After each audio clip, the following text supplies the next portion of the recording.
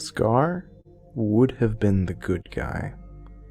Before we get going, I would just like to say this is just my opinion and not nearly as carefully researched or cited as Waterbrick production, so if you disagree with me, you are probably right, because this is just my opinion and I am just a writer.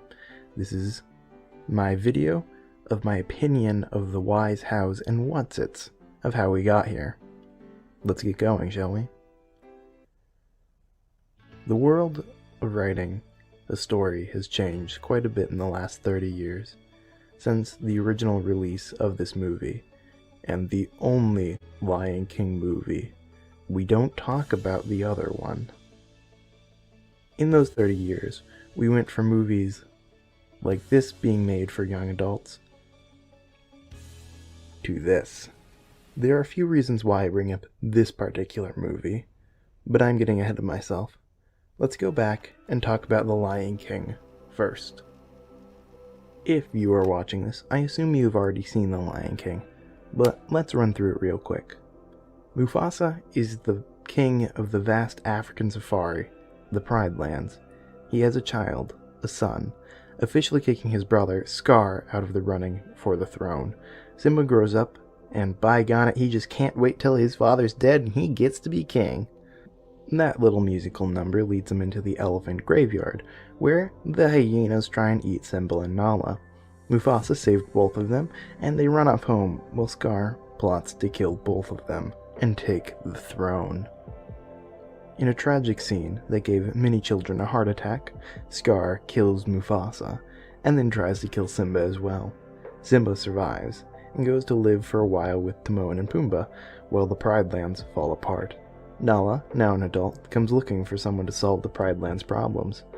Simba decides to return, after speaking to his ghost father. Then he returns home, overthrows Scar's and the hyena. Scar is double-crossed by the hyenas and eaten alive. Simba takes his rightful place as king, and the Pride Lands are restored. Roll credits. Now it's time to talk about Harry Potter. Wait, there is a reason for this, and it will all make sense. You just have to stick with me for a little bit longer. Harry Potter was the beginning of a cultural shift in mass media and movies, a shift that would eventually begin to bleed into the wider culture that it existed in. Harry Potter might not have been the cause of this cultural shift, but the movies and books were the first to be successful at that kind of level. Harry Potter was the first successful young adult book series. The first Harry Potter movie made over $1 billion. $1 billion. Not including book sales. People realized that young adult books could be massively successful. This trend had been going on since the 60s, but I think Harry Potter was a tipping point. The first Harry Potter movie came out in 2001, and it started a shift in the book market with its unprecedented success. In 2002, there were only 2,000 books published in the YA category. One decade later, there were well over 10,000 books published in the young adult category. It has only continued to increase as the 2000s have continued on. But Harry Potter isn't what you think when you hear the words young adult books. No.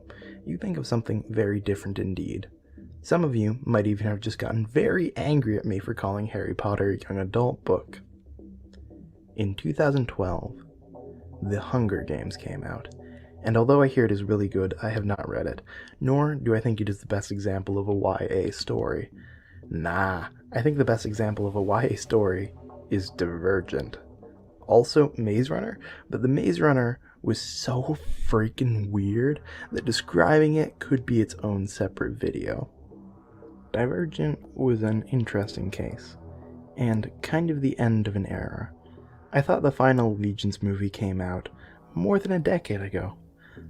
It did not. It came out less than 5 years ago. It was the very last in-your-face, blatant YA series. This one came after Divergent, and whether this movie even had that trademark young adult feel to it is up for debate. Was it the book that made it feel like that, Or was it Steven Spielberg that made it feel like that? And I have no idea. The movie series Divergent is about a special person who feels like the society they live in is suppressing them, in the course of discovering that they are very important and the only one who can save the world, a world that is stuck in some kind of post-apocalyptic wasteland. The story follows the main character as she is deeply out of her depths and deals with one or maybe two love interests, and by the end of the first movie, she solved the big issue, but not the really big issue because there needs to be a sequel. Hooray! Also, notice how this surprisingly detailed plot description follows along with dozens of other movies. It is very important. I will not mention politics, nor the current state of the world. I will just say what I see happening, especially with Generation Z. Whether this generation is right or wrong, I cannot nor will I say. Gen Z, the people born from the year 2000 onward, the oldest members of this generation just have or are about to be turning 21. The vast majority are still teenagers. They are the most politically active generation ever. They know more, and more importantly, care more about the government policies and injustices than most can imagine. It would be stupid of me not to say the instant connection that comes from social media and being able to not only hear from, but also to speak to any person on the same platform as you, anywhere in the world, did not play a role in that. But as a writer, I take an egotistical stance. Throughout Gen Z's childhood, they were raised on books and movies set in a dark world that could only be fixed by one person stepping up and fixing it. Maybe the culture we lived in created those stories, but I argue that those stories created the current culture. They created a culture in which a single person thought that they could change the world, and with the use of social media growing more and more, that came true. A single person could reach millions of people and have an impact on the world alone. This is the ideals that Generation Z was raised on. With the current issues in the world and the United States, it begins to feel sometimes like we are living in those post-apocalyptic worlds.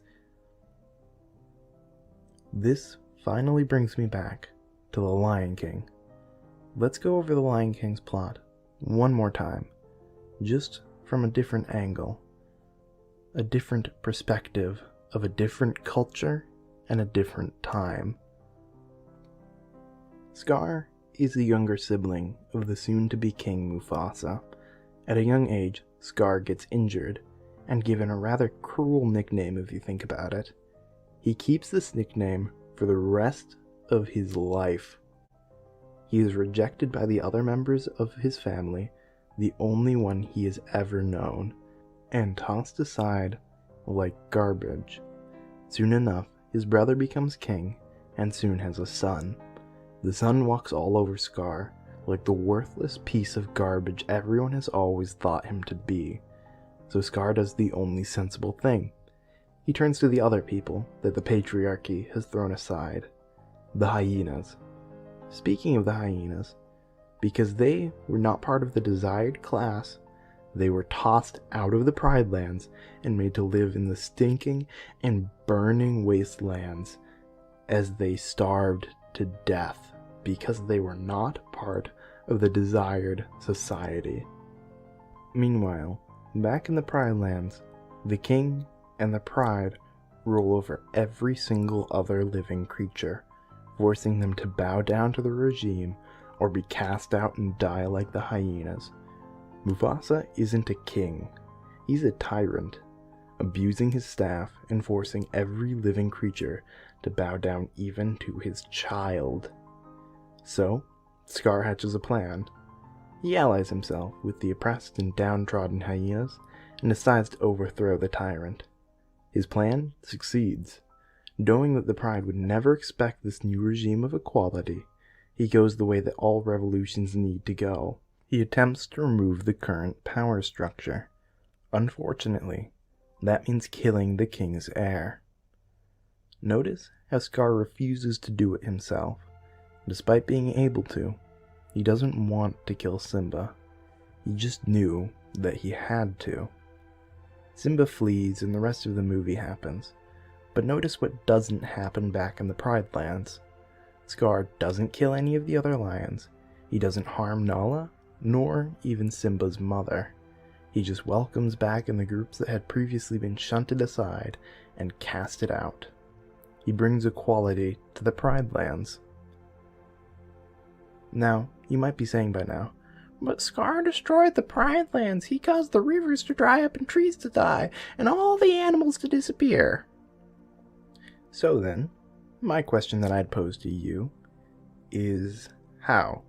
How did a lion, a being without hands, cause rivers to dry up and trees to vanish? Do you know what else could have done that? Something that happens quite a bit in that region of the world? A drought. Animals need water. If it doesn't rain, that means no water. No water means no plants or animals. Scar was blamed for destroying the Pride Lands, but he destroyed them by doing something completely outside of his control. But what happened to him? What were the consequences for his overthrowing the current system of the government, of trying to bring about equality? The thing he tried to prevent happened. He failed to kill the king's heir, and the king's heir returned to the Pride Lands to overthrow Scar. Simba starts descent among the hyenas and the lions. All of them turn on Scar, and so yeah, he is eaten to death. What does Scar get for trying to change things, for trying to help the oppressed? And that's right, he's killed. That is the lesson this movie teaches. If you stand up against inequality and try and change the way the world is, the swift boot of fate will come slamming down to put you back in your place. Our culture has changed, for better or worse. Popular culture has come to reflect that we don't want things to return to the status quo. At its heart, The Lion King is about the fall of the status quo and the consequences of it. The world fell apart because things changed. Then when things returned to the way they were supposed to be, the world became well. Over the past 20 years, the culture has shifted away from returning to the status quo. If the newest Lion King had been updated to the current year to understand our current culture today, Scar shouldn't have just been the good guy. He should have been the hero.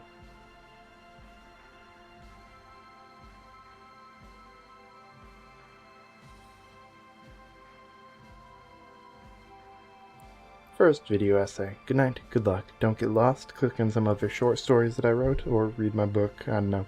Book is free on skyindustry.net. Have fun.